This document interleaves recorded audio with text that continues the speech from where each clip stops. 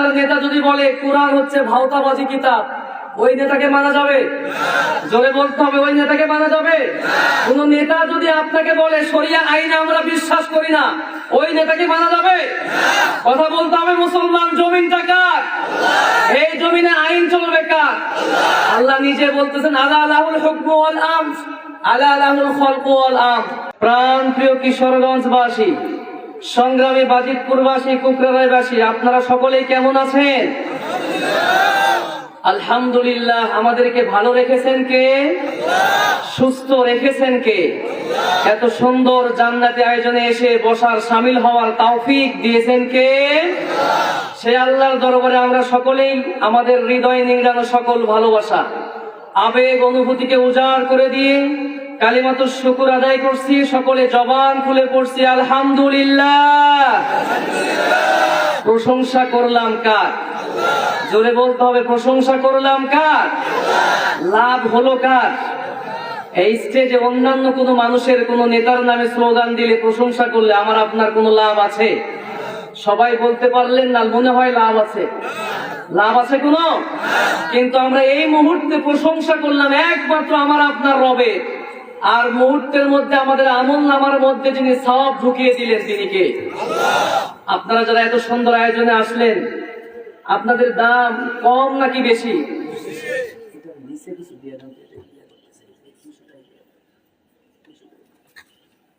মাহফিলে আপনারা যারা আসলেন, আপনাদের দাম কম নাকি বেশি?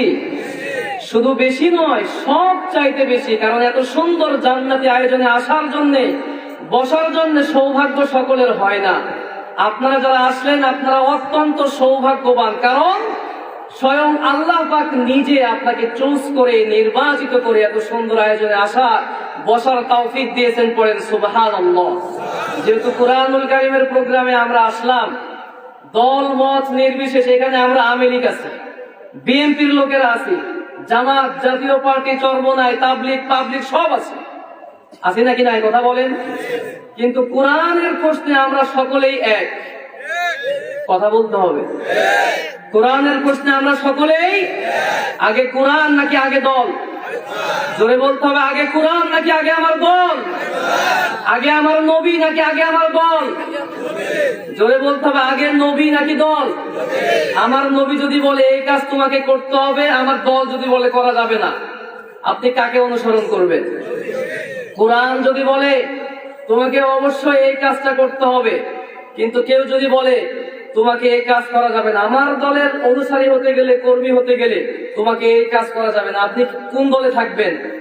কোরআনের দলে নাকি ওই বিভিন্ন ইজম, তন্ত্র, মন্ত্রের দলে? কথা বলতে হবে মুসলমান। কোরআনের দলে। কোনো সন্দেহ আছে? কেউ যদি আপনাকে বলে, আপনার নেতা যদি বলে কোরআন হচ্ছে ভাওতাবাজি কিতাব, ওই নেতাকে মানা যাবে? জোরে বলতে হবে, ওই নেতাকে মানা যাবে? কোন নেতা যদি আপনাকে বলে শরিয়া আইনে আমরা বিশ্বাস করি না, ওই নেতাকে মানা যাবে? কথা বলতে হবে। মুসলমান জমিনটা কার? এই জমিনে আইন চলবে কার? আল্লাহ নিজে বলতেছেন আলা লাহুল হুকমু ওয়াল আমর, আলা লাহুল খালকু ওয়াল আমর। জমিন যার, আইন চলবে কার? যেভাবে বলতেছেন মনে হয় অন্য মানুষের আইনে চলবে। জোরে বলেন না কেন? আইন চলবে কার?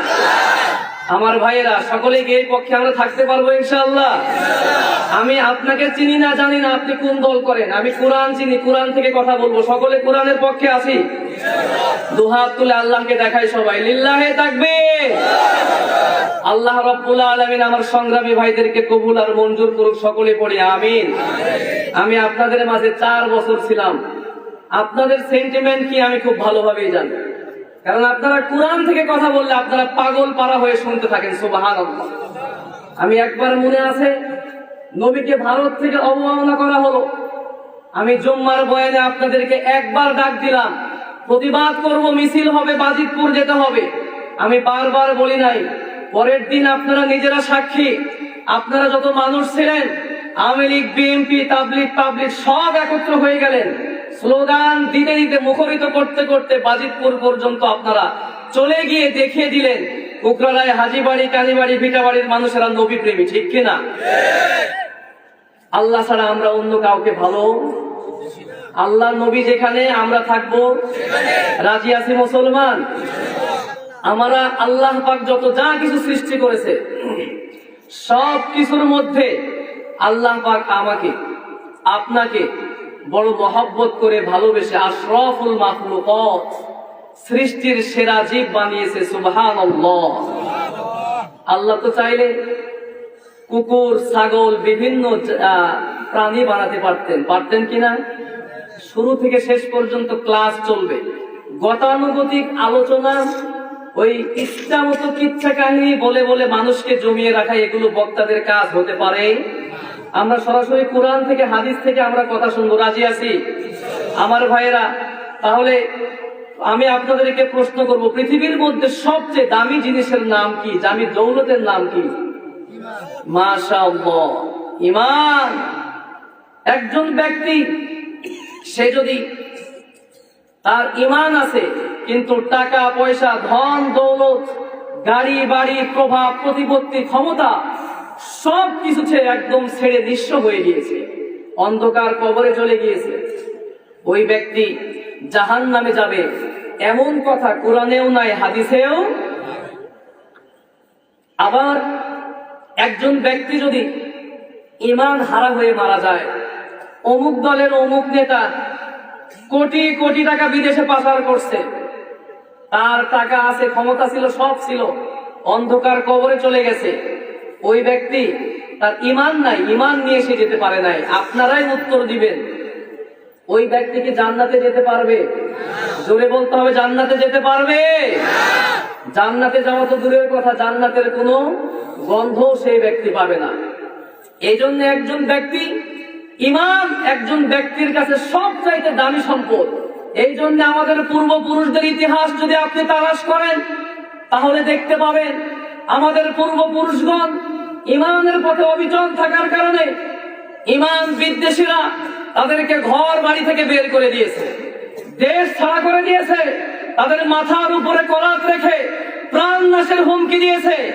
এরপরেও যারা ঈমানের উপর অবিচল ছিলেন, ঈমানের উপর অবিচল থাকার কারণে তারা প্রয়োজনে রক্ত দিয়েছে, জীবন দিয়েছে, শাহাদাতের ঈদগাহে শামিল হয়েছে, এরপরেও কোন ইসলাম বিদ্বেষীদের কাছে বিন্দু মাত্র মাথা নত করে নাই, ঠিক কিনা? এই জন্য একজন ব্যক্তি প্রয়োজনে রক্ত দিতে পারে, জীবন দিতে পারে, কিন্তু কোন বাতিলদের সামনে মাথা নত করতে পারে না। এটাই হচ্ছে ঈমান। আল্লাহর কাছে এই জান্নাতি আয়োজন থেকে আমরা দোয়া করছি, এমন জাতের ঈমান যেন আল্লাহ আমাদের সবাইকে দান করে, পড়ে না আমিন। আমার ভাইয়েরা, যে কথা আমরা বুঝলাম, ঈমান একজন মানুষের কাছে সব চাইতে দামি, সুবহানাল্লাহ। আর একজন ঈমানদার ব্যক্তি, তার জন্য যথেষ্ট হয়ে যান কে? বদরের যুদ্ধ হবে, বদরের প্রান্তরে নবীজি 313 জন সাহাবী নিয়ে গেলেন। 313 জন সাহাবী নিয়ে যাওয়ার পরে আল্লাহ রাব্বুল আলামিন আয়াত নাযিল করে জানিয়ে দিলেন যে আমার নবী, আপনি ভয় পাবেন না। সুবহানাল্লাহ। আল্লাহ রাব্বুল আলামিন সূরা আনফালের 64 নম্বর আয়াত নাযিল করে বললেন, ইয়া আইয়ুহান নাবিয়্যু হাসবুকাল্লাহ ওয়া মান ইত্তাবাআকা মিনাল মুমিনিন। হে নবী, আপনি এবং যারা আপনাকে অনুসরণ করে ওই সমস্ত মুমিনদের জন্য আমি আল্লাহ পাক যথেষ্ট হয়ে গেলাম। সুবহানাল্লাহ। যার পক্ষে আল্লাহ যথেষ্ট হয়ে যায়, ওই ব্যক্তি কি কখনো মাইনরিটি থাকে? ওই ব্যক্তি মেজরিটি হয়ে যায়। ওই ব্যক্তিকে দমানোর জন্য পৃথিবীর যত পরাশক্তি আছে সবাই যদি একত্র হয়ে যায়, ওই ব্যক্তিকে কখনো কোনো অবস্থায় দমাতে পারবে? আমাদের জাতির পিতা ইব্রাহিম নবী, তিনি বিপদের মধ্যে তিনি পড়ে গেলেন, অগ্নি পরীক্ষায় তাকে ফেলে দেওয়া হলো। নমরুদ তাকে অগ্নি পরীক্ষার মধ্যে ফেলাবে, আগুন জ্বালিয়ে দেওয়া হলো। এরপরে তাকে ফেলানোর পূর্ব মুহূর্তে জিবরাইল আমিন চলে আসে। জিবরাইল আমিন এসে বলতেছে, ওগো আল্লাহর খলিল, আপনি তো আল্লাহর বন্ধু, আপনি যদি চান, আপনি যদি বলেন, এই মুহূর্তে এই নমরুদের অগ্নিকুণ্ডকে আমি হাতের মধ্যে নিয়ে সাগরে, মহাসাগরে নিক্ষেপ করে দিব। সুবহানাল্লাহ। ইব্রাহিম নবী বললেন, জিবরাইল, আল্লাহ কি তোমাকে এই অর্ডার করেছে? জিবরাইল বলতেছে, আল্লাহ এখনো আমাকে অর্ডার করেন নাই।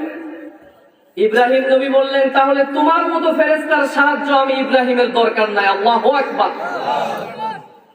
ইব্রাহিম আলাইহিস সালাম আমাদের জাতির পিতা, তিনি বললেন, আল্লাহ পাক যেহেতু এখনো তোমাকে অর্ডার করে নাই, তাহলে তোমার মতো ফেরেশতার সাহায্য আমি ইব্রাহিমের দরকার নাই।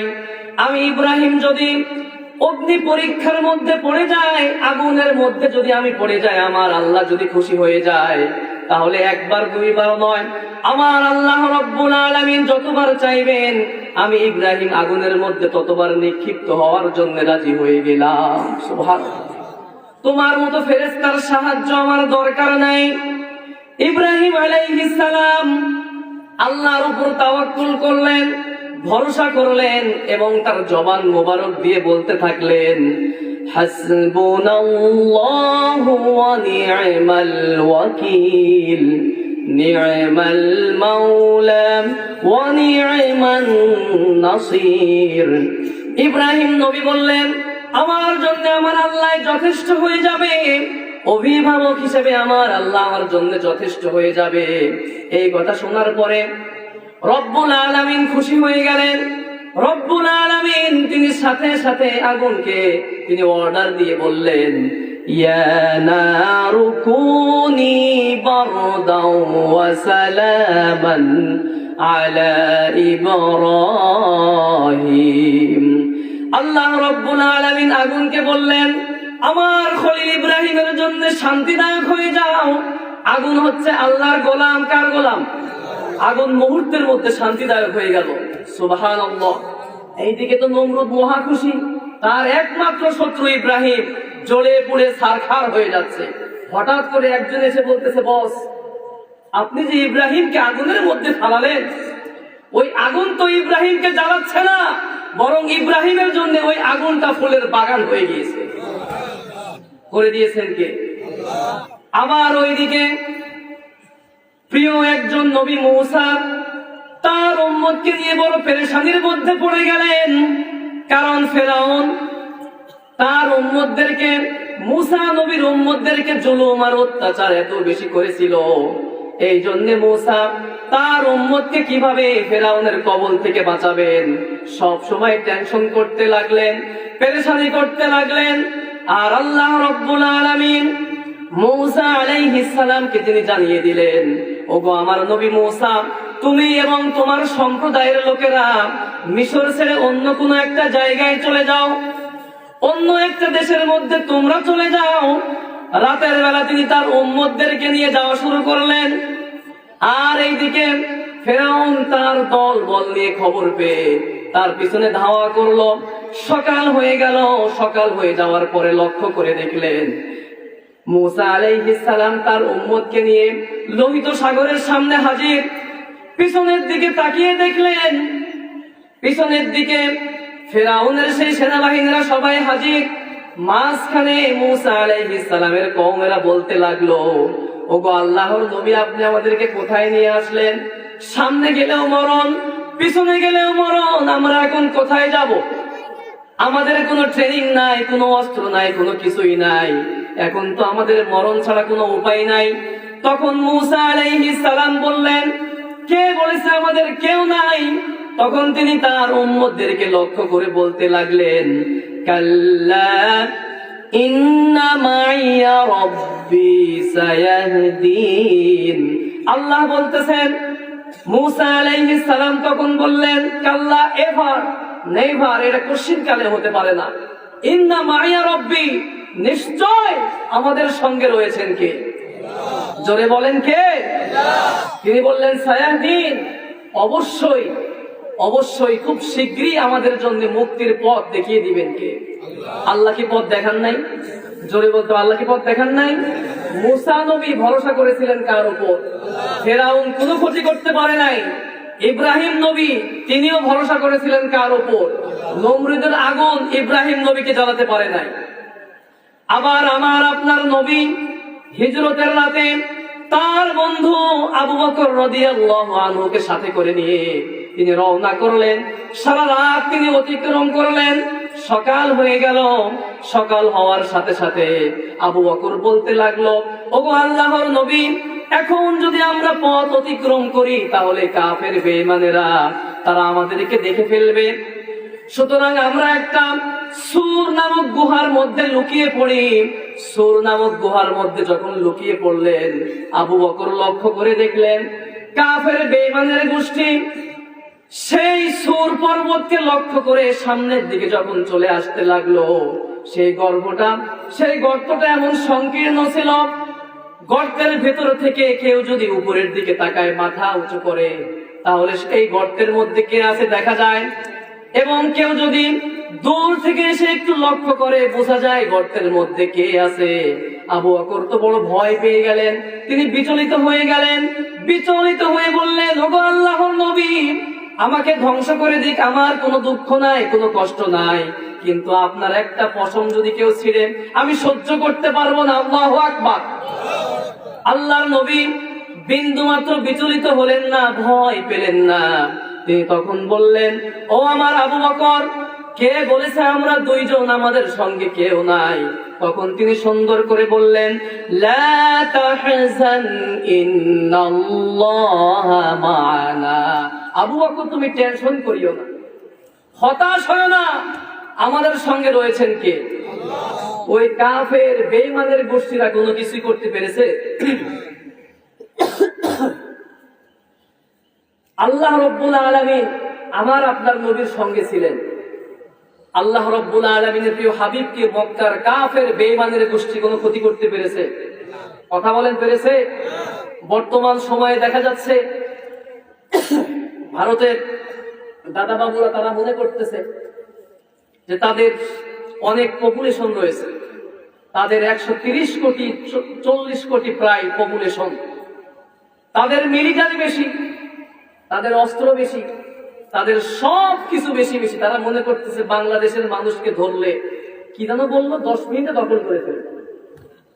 মনে আছে তো আপনার? আমার ভাইয়েরা, আমরা হলাম বাংলাদেশের মুসলমান, আমাদের এদের মিলিটারি বেশি থাকতে পারে, এদের পপুলেশন বেশি থাকতে পারে, এদের অস্ত্র, এদের সব কিছু বেশি থাকতে পারে, কিন্তু এদের একটা জিনিস নাই যেটা আমাদের আছে, সেটার নাম কি? ঈমান। সুতরাং ঈমানের অস্ত্র নিয়ে যদি আমরা একটা বারের জন্য দাঁড়িয়ে যেতে পারি, ভারতের লক্ষ লক্ষ কোটি কোটি কাফেররা তোমরা বেশিক্ষণ টিকে থাকতে পারবে না, মুহূর্তের মধ্যে ধুলাবালির মতো তোমরা উড়ে যেতে হবে, ঠিক কিনা? কারণ আমরা মুসলমান, আমাদের যেটা আছে সেটা তোমাদের নাই। আল্লাহ রাব্বুল আলামিন বলতেছেন, ও নবী, আপনি কেন ভয় পাচ্ছেন? আপনার মাত্র 313 জন সাহাবী, যাদের ট্রেনিং নাই, অস্ত্র নাই, পায়ের স্যান্ডেল পর্যন্ত অনেক সাহাবীর ছিলেন না। আর অপর প্রান্তে বদরের কাফের কুফফারদের শক্তি ছিল 1000। কত হাজার? 1000 ট্রেনিং প্রাপ্ত, তাদের অস্ত্র বেশি, তাদের বাহন বেশি, কিন্তু আল্লাহ কি ওই কাফেরদের পক্ষে বিজয় দান করেছিলেন? কথা বলতে হবে, বিজয় কি দান করেছিলেন? আল্লাহ নিজে বলতেছেন, আমার নবী, আপনি এবং আপনার পক্ষে যারা থাকবে এই সমস্ত সাহাবীদেরকে আমি আল্লাহ রাব্বুল আলামিন সাহায্য করব, আমি আল্লাহ এদের জন্য যথেষ্ট হয়ে যাব। সুবহানাল্লাহ। আপনার ওই 313 জন সাহাবী কাফেরদেরকে আক্রমণ করার আগেই আমি আল্লাহ পাক আমার ফেরেশতা পাঠিয়ে তাদেরকে সাইজ করে দিব। সুবহানাল্লাহ। আল্লাহ রাব্বুল আলামিন বলছেন, ও আমার বান্দারা শোনো, কোন বিজয় কোয়ান্টিটি দিয়ে তোমাদের অর্জিত হয় নাই, তোমাদের যত বিজয় এসেছে সকল বিজয় এসেছে ঈমানি কোয়ালিটি দিয়ে। সুবহানাল্লাহ। আল্লাহ রাব্বুল আলামিন সেই কথাই পবিত্র কুরআনুল কারীমের 3 নাম্বার সূরা আলে ইমরানের 123 নম্বর আয়াতের মধ্যে বললেন, ওয়ালাকাদ নাসারাকুমুল্লাহু বিবাদরিন ওয়া আনতুম আযিল্লাহ। আল্লাহ রাব্বুল আলামিন বলছেন, আর আমি আল্লাহ অবশ্যই বদরে তোমাদেরকে সাহায্য করেছিলাম, যেই সময় তোমাদের জনসংখ্যা ছিল অনেক কম এবং তোমরা অনেক হীনবল ছিলে। আসলে আমার এই বছর থেকে নতুন একটা, এই যে ওয়াজের যে ধারাবাহিকতা, আমি এর আগে কখনো এত বেশি ওয়াজ করি নাই। এই বছরে আমি তো নতুন এই জগতে, তো প্রত্যেক দিন সফর থাকার কারণে আপনারা যারা ইউটিউবে দেখতেছেন আসলে গলার অবস্থায় নাই, এমন একটা অবস্থায় তৈরি হয়েছে। গতকালকে আমি রাজশাহী থেকে আসছি, তো আমি আজকে আসছি শুধুমাত্র আপনাদের কাছে দোয়া নেওয়ার জন্য আর সাক্ষাতের জন্য। কারণ এখানে আমি আসলে আমার নতুন আমার মনটা কেমন যেন ভালো হয়ে যায়, আলহামদুলিল্লাহ। কারণ আপনাদের যে ভালোবাসা, আপনাদের যে মহব্বত, আপনারা 4 বছর ধরে আমাকে করেছেন, আমার প্রতি যে ভালোবাসা আপনারা দেখিয়েছেন, আমি আসলে চিরকৃতজ্ঞ আপনাদের কাছে। তো আমি অসুস্থ শরীর নিয়েও আমি আপনাদের কাছে এসেছি দোয়া নেওয়ার জন্য।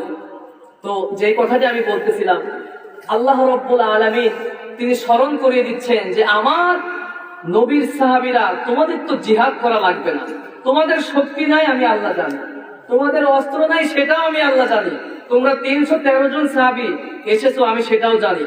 সুতরাং তোমরা ঈমানী চেতনা নিয়ে, ঈমানী শক্তি নিয়ে একটা বার তোমরা যুদ্ধের ময়দানে দাঁড়িয়ে যাও, আমি আল্লাহ ওই কাফের বেঈমানদেরকে সাইজ করার জন্য যথেষ্ট হয়ে যাব।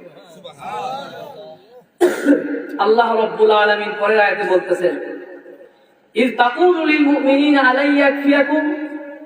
আল্লাহ রাব্বুল আলামিন নবীকে স্মরণ করিয়ে দিচ্ছেন, ও নবী আপনি স্মরণ করুন সেই সময়ের কথা যখন আপনি আপনার উম্মতদেরকে বলেছিলেন, আমার উম্মতের লোকেরা তোমাদের কিসের এত ভয়, তোমাদের ঈমান আছে তাদের ঈমান নাই, এটা কি তোমাদের জন্য যথেষ্ট না?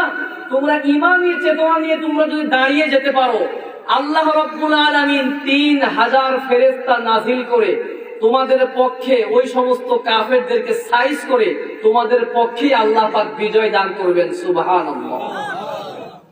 আল্লাহ কি সাহায্য করেন নাই? কথা বলেন। আল্লাহ রাব্বুল আলামিন পবিত্র কুরআনুল কারীমের 6 নম্বর সূরা, 8 নম্বর সূরা, সূরা আনফালের 12 নম্বর আয়াতের মধ্যে বলছেন, ইয ইউহি রাব্বুকা ইলাল মালাইকাতি আন্নী মাআকুম ফাসাব্বিতুল্লাযীনা আমানু। আল্লাহ রাব্বুল আলামিন বলছেন, স্মরণ করুন আপনার রব যখন তার ফেরেশতাদেরকে বলেছিলেন, আমার ফেরেশতারা আমি আল্লাহ তোমার সাথে আছি। সুবহানাল্লাহ। সুতরাং আমি আল্লাহ আমার বান্দাদের সঙ্গে, নবীর উম্মতের সঙ্গে ওয়াদা করেছি, তারা বদরের প্রান্তে আসলে আমি আল্লাহ তাদেরকে সাহায্য করব। সুতরাং বদরের প্রান্তরে তোমরা গিয়ে এমন একটা কাজ করো যে কাজ দেখে মুসলমানরা উদ্বুদ্ধ হবে, ভয়ে পালাবে না। কি কাজ? আল্লাহ রাব্বুল আলামিন বলে দিলেন, তোমরা কাফেরদেরকে ধরবে, কাফেরদেরকে ধরে তাদের গর্দানে, তাদের গিরায় গিরায়, জোড়ায় জোড়ায় আঘাত করবে। সুবহানাল্লাহ। আল্লাহ রাব্বুল আলামিন কি এই ওয়াদা দেওয়ার পরে ফেরেশতারা কি আসে নাই?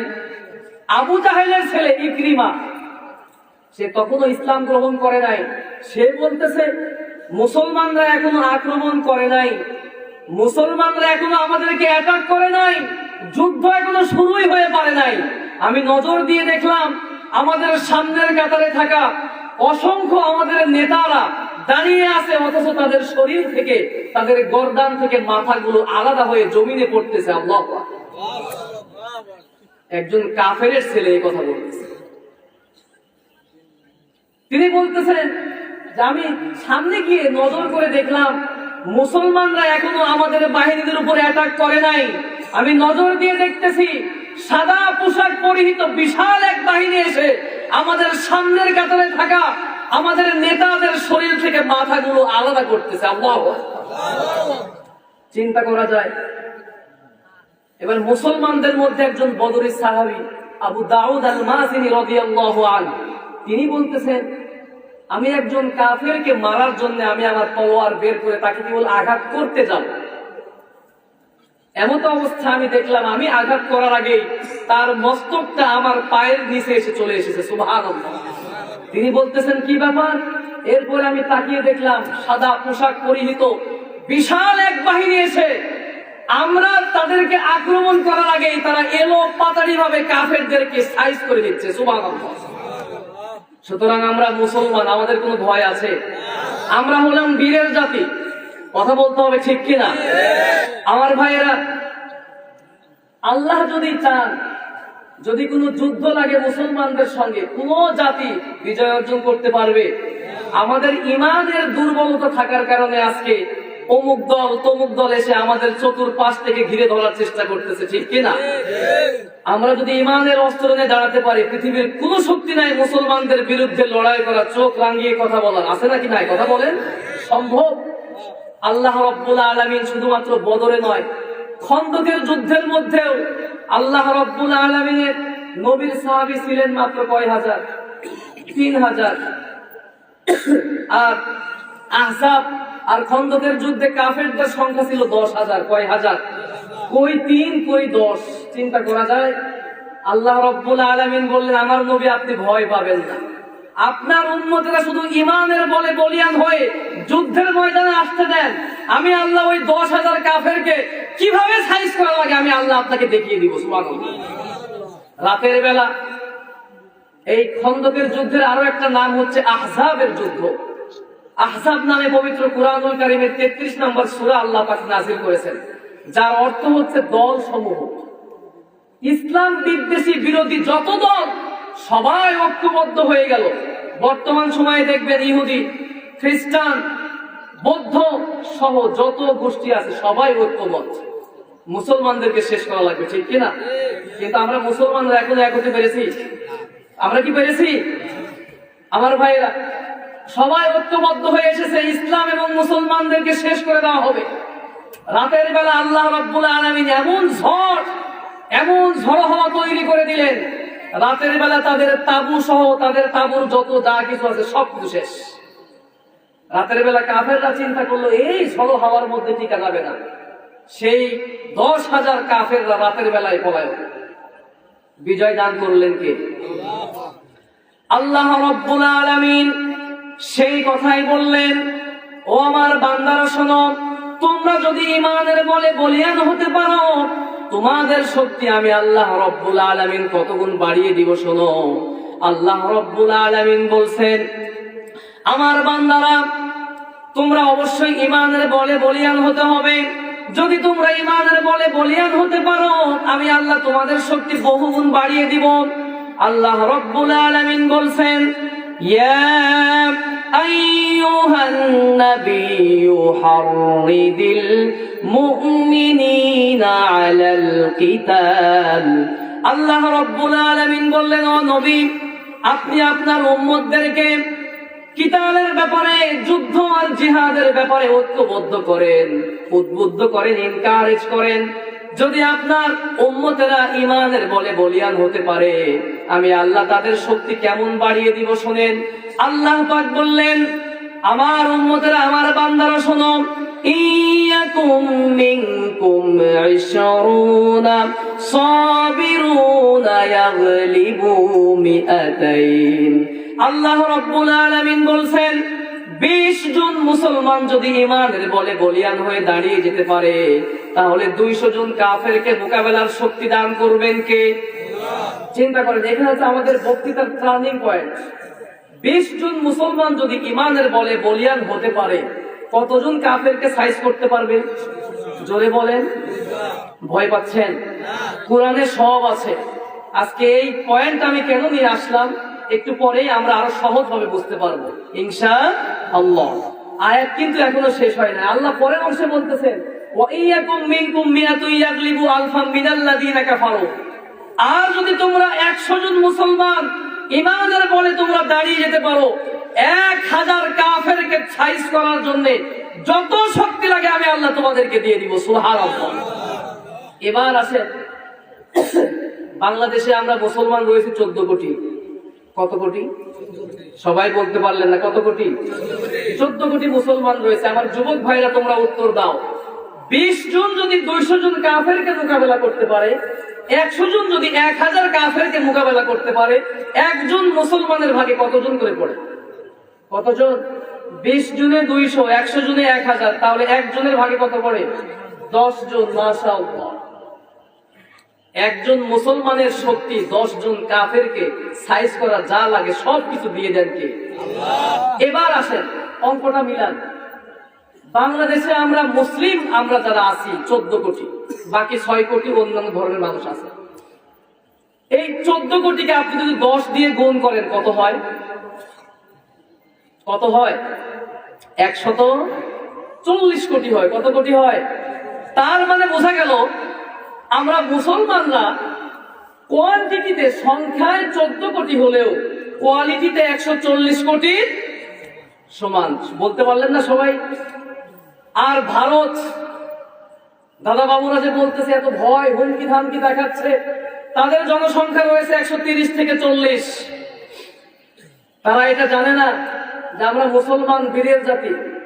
আমরা যদি আমাদের এই 14 কোটি মুসলমান, আমাদের এই কোয়ান্টিটিকে আমরা যদি বাড়িয়ে 140 কোটির কোয়ালিটি নিয়ে যদি আমরা একটিবারের জন্য ইমানের বলে বলিয়ান হয়ে আমরা যদি তাদের উপর ঝাঁপিয়ে পড়ি, তাদের কোনো হুমকি ধামকি থাকে দূরের কথা, তাদের দিল্লির মধ্যে কালেমার পতাকা উড়িয়ে দেওয়া সম্ভব হবে, ঠিক কিনা?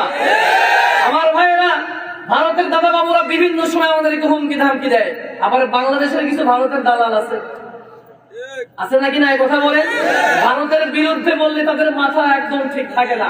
আপনারা আমার একটা ভিডিও দেখেছেন, ডিসেম্বরের 13 তারিখ আমি আমার জুমার মসজিদে খুতবা দিচ্ছি। আমি দেশ প্রেম নিয়ে কথা বলতেছি। দেশের প্রতি ভালোবাসার দরকার আছে নাকি নাই? কথা বলেন।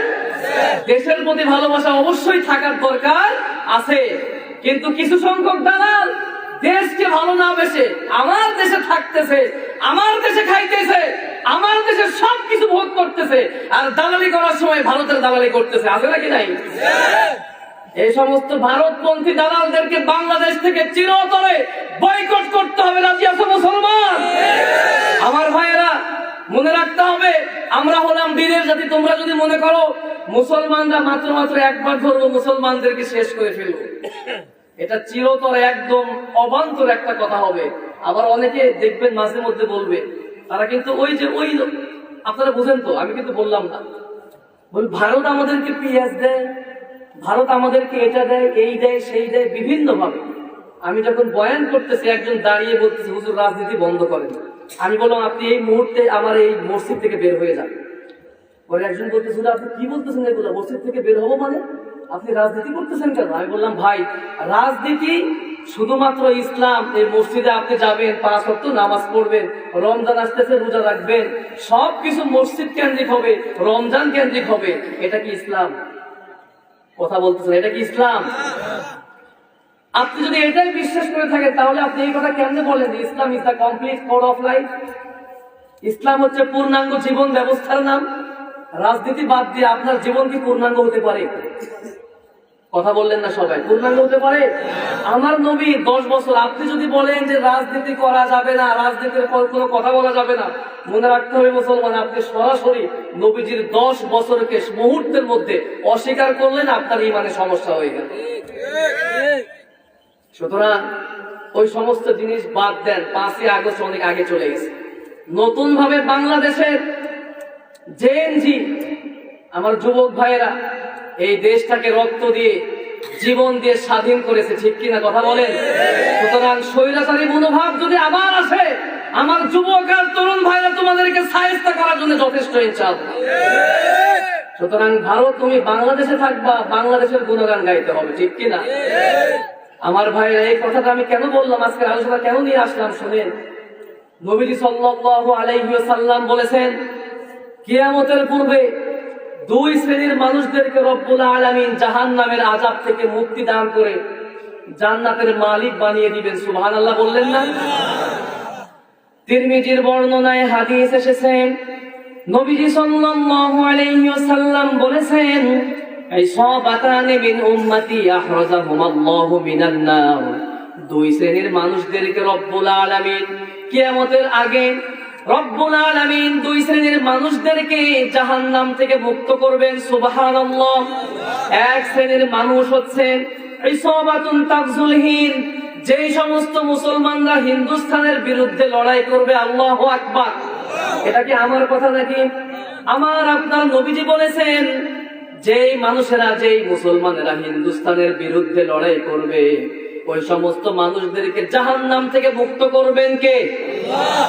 2 নম্বরে নবীজি বললেন, ওয়াইসাবাতুন তাকুনু মা ঈসা ইবনে মারইয়াম, আর যে সমস্ত মুসলমানেরা ঈসা আলাইহিস সালামের অনুসারী হয়ে যাবে, অর্থাৎ আমরা মুসলমান, আমাদের ঈমান হচ্ছে ঈসা আলাইহিস সালাম এখনো মরে যান নাই, ঠিক কি না? ঈসা আলাইহিস সালাম কিয়ামতের পূর্বে আবার দুনিয়ার জমিনে আসবেন।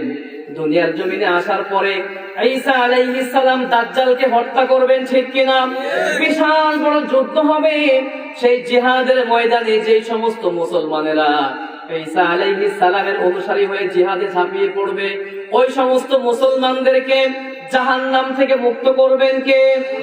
আমার ভাইয়েরা, এই দুই শ্রেণীর মধ্যে এক শ্রেণী হচ্ছে তারা যারা হিন্দুস্তানের বিরুদ্ধে লড়াই করবে, সুবহানাল্লাহ। আবার যদি হিন্দুস্তানের বিরুদ্ধে লড়াই হয়, আমরা কি রাজি আছি ইনশাআল্লাহ?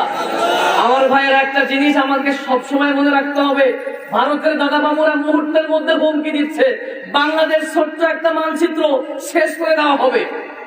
তোমাদের হুমকি ধামকিটা আমরা বাংলাদেশের শাহজালাল আর শাহপরানের উত্তরসূরিরা ভয় পায় না, ঠিক না?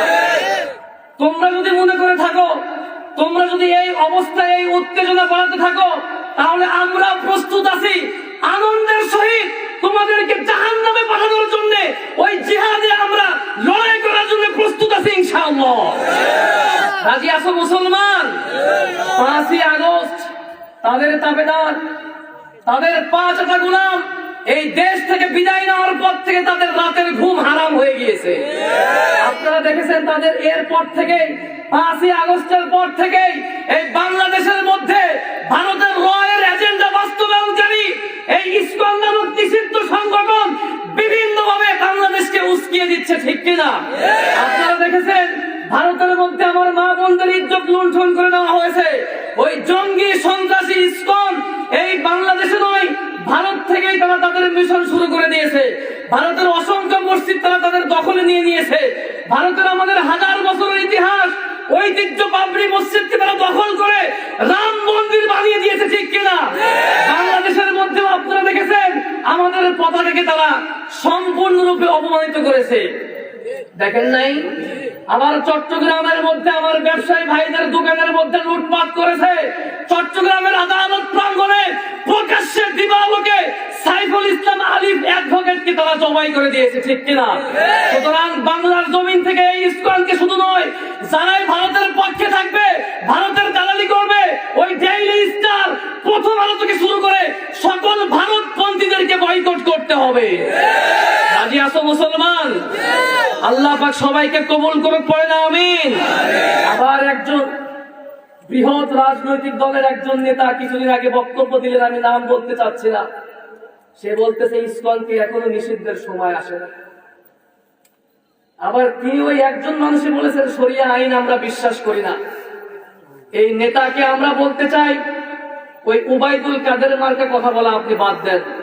কারণ বাংলাদেশের রাজনীতি করতে হলে বাংলাদেশের জনগণের সেই সেন্টিমেন্ট বুঝে, ধর্মকে বুঝে রাজনীতি করতে হবে, ঠিক কিনা? আপনি যদি ধর্মকে মাইনাস করেন, আপনি যদি কোরআনকে ইসলামকে মাইনাস করতে চান, বাংলার 20 কোটি জনগণ আপনাকে মাইনাস করবে ইনশাআল্লাহ। আপনারা দেখতেছেন এখন এক শ্রেণীর মানুষ বাজার দখল নিয়ে ব্যস্ত, কথা বলতেছেন না কেন? আমরা সবাই ইসলামের পক্ষে রাজি আছে মুসলমান। আমার ভাইও যদি, আমার বাপও যদি দুর্নীতি করে, তার বিরুদ্ধে আমরা লড়াই করতে রাজি আছি ইনশাআল্লাহ। কারণ আমরা দুর্নীতির পক্ষে নাকি বিপক্ষে? জোরে বলতে পারলেন না?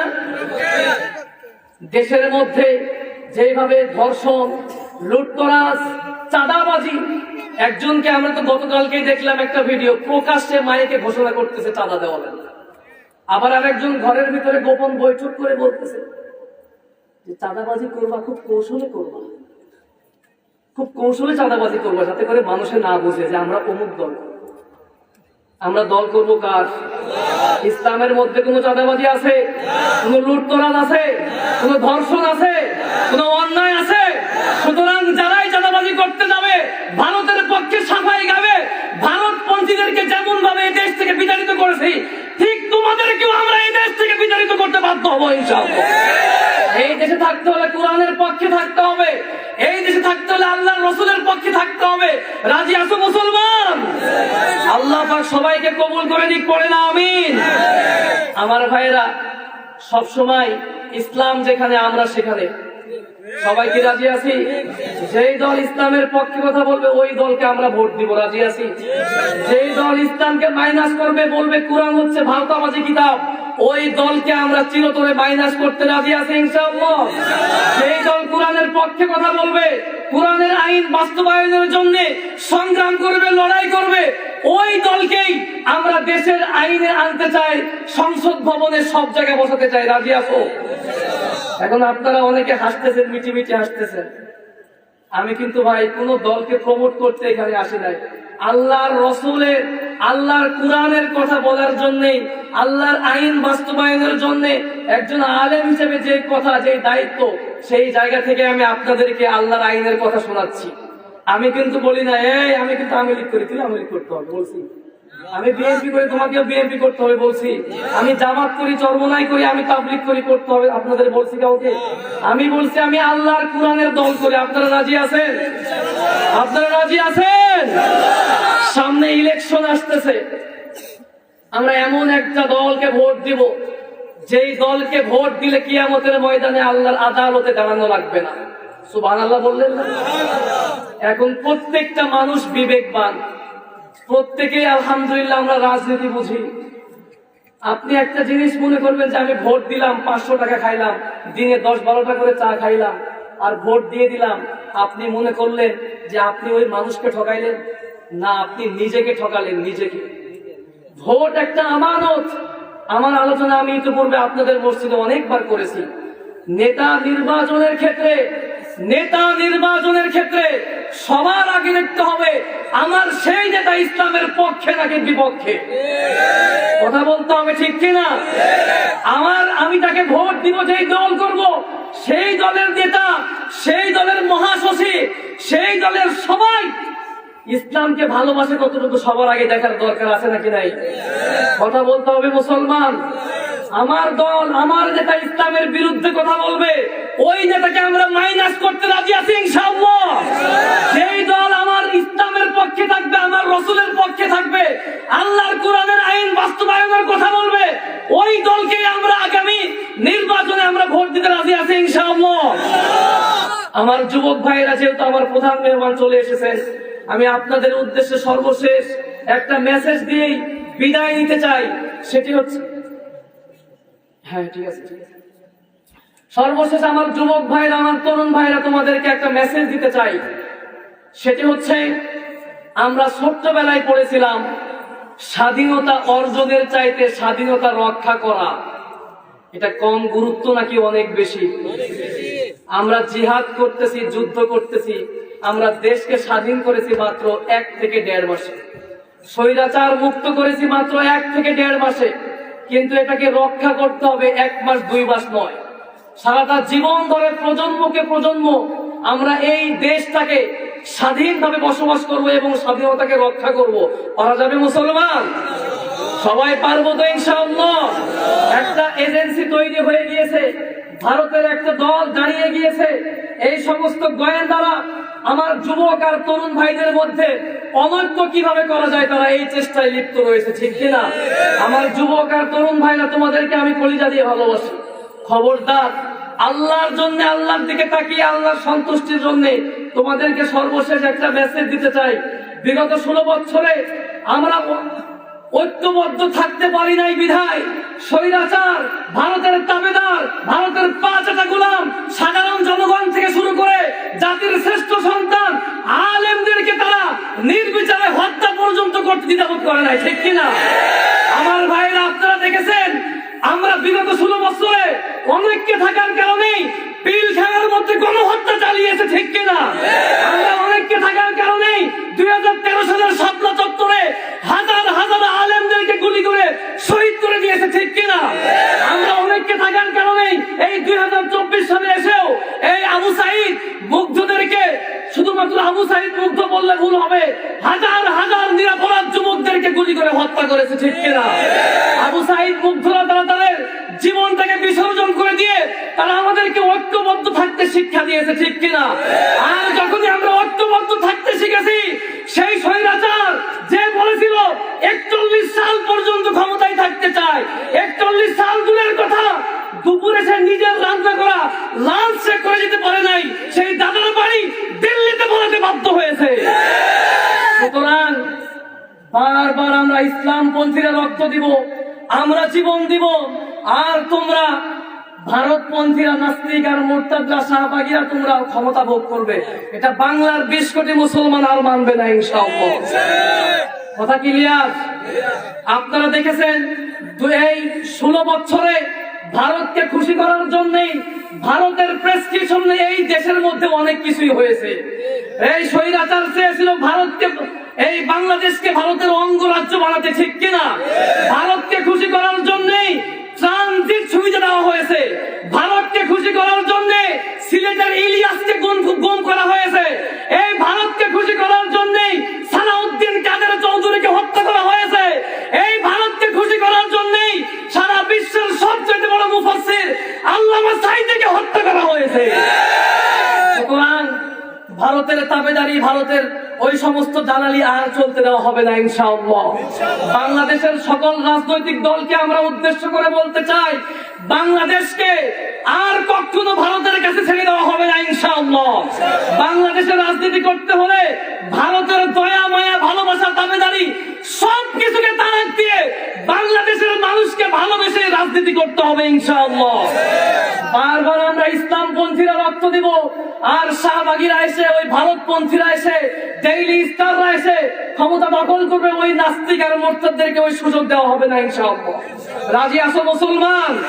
আগামীর বাংলাদেশ ইসলামের বাংলাদেশ, আগামীর বাংলাদেশ কোরআনের বাংলাদেশ, আগামীর বাংলাদেশ আল্লাহর আইনের বাংলাদেশ। কারা কারা দেখতে চাও তো হাত তুলে আল্লাহকে দেখাও। লিল্লাহে তাকবীর। আল্লাহ রাব্বুল আলামিন আমাদের সকলের জজবাকে কবুল আর মঞ্জুর করে নিক, পড়ে না আমিন। আমার সম্মানিত মেহমান, আমার প্রিয় বড় ভাই, যিনি একাধারে একটা মসজিদের খতিব হিসেবে আমরা স্বাভাবিকভাবে দায়িত্ব পালন করে থাকি আলহামদুলিল্লাহ, কিন্তু আমাদের প্রিয় বড় ভাই যিনি এখন তাশরীফ আনবেন, তিনি একাধারে 2 থেকে 3টা মসজিদে জুমা পড়ান আলহামদুলিল্লাহ, বলবেন না? তিনার বাবা ছিলেন একজন পীর সাহেব আলহামদুলিল্লাহ। তিনি বাংলাদেশের বিভিন্ন প্রান্তে ওয়াজ করে বেড়ান। কোরআনের সাবলীল কথাগুলো তিনি সুন্দরভাবে মানুষদেরকে বুঝিয়ে দেওয়ার চেষ্টা করেন।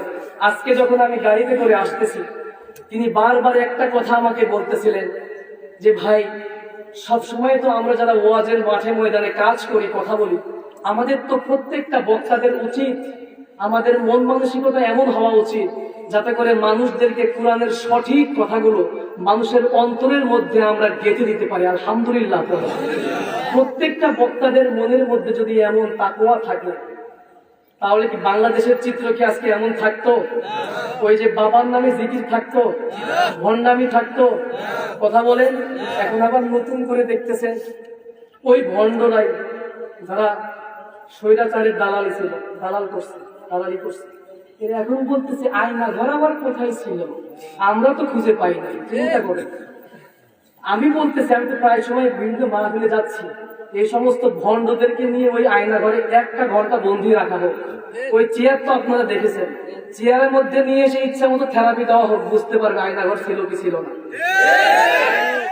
সারাটা সময় তোমার সিন্নির তোমরা অনেক ইবাদত করো, অনেক গুণগান করো, মিষ্টি খাওয়া সুন্নত তোমরা খুব ভালো ওয়াজ করতে পারো, কিন্তু আল্লাহর জমিনে আল্লাহর আইন বাস্তবায়নের জন্য যে মাঝে মধ্যে মার খাওয়া লাগে, এটা সুন্নত, তোমরা এটাকে কেমনে অস্বীকার করো?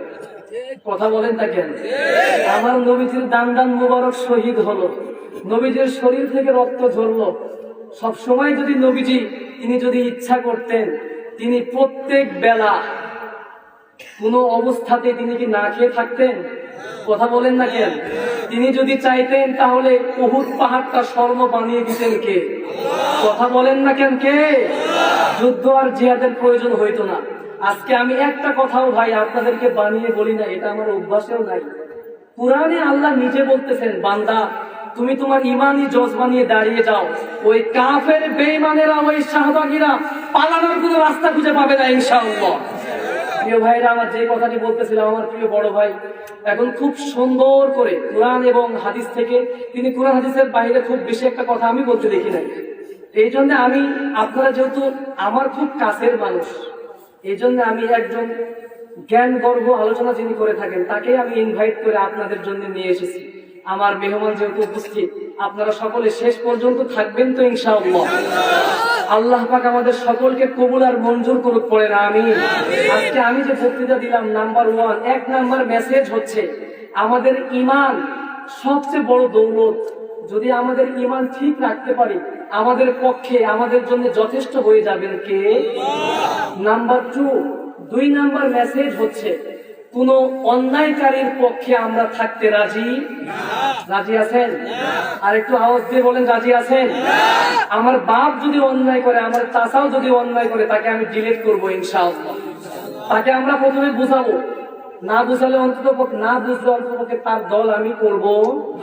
যে ব্যক্তি আল্লাহর আইন চাই, ওই ব্যক্তিকে আমরা সাপোর্ট দিব ইনশাআল্লাহ। আর সর্বশেষ পয়েন্ট হচ্ছে আমরা সকলেই আমাদের অন্তরের মধ্যে শহীদি তামান্না লালন করতে রাজি আছি ইনশাআল্লাহ। আল্লাহ রাব্বুল আলামিন আমাদের সবাইকে ঈমানটা মজবুত করে দিক, শহীদি তামান্না বুকে লালন করার তৌফিক দান করুন, পড়েন আমিন। হাযা মা ইনদি ওয়াল ইলমু ইনদাল্লাহ। আপনারা সকলেই আমার জন্য দোয়া করবেন। আমি অনেক লম্বা সময় ধরে